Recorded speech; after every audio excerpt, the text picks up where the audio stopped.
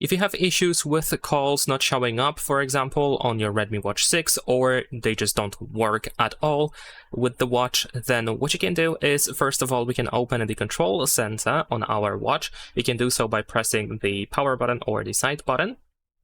And then, for example, here we have the Do Not Disturb mode, which might be the reason why you cannot see those calls. So if it's enabled, you want to simply turn it off and then check if it works afterwards.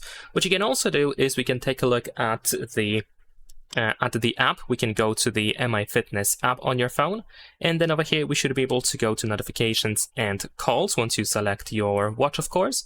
And in here we can choose incoming calls, and you should be able to enable these two options: optimize incoming call notifications and also show contact info. Make sure that both of these options are enabled.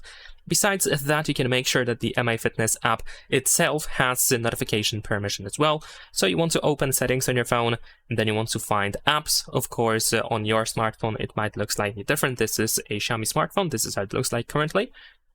And you want to just find the Mi Fitness app or Mi Fitness app. There we go. And here, check out the notifications, make sure that they are actually enabled and make sure that everything is enabled. There is also the device connection, so of course we can make sure that it is on. We can also go to permissions in order to make sure that at least these permissions over here that you can see right now on my phone are granted. To be precise, I think one of the most important permissions that you can grant is phone and notifications, or these two permissions actually. So make sure that they are on.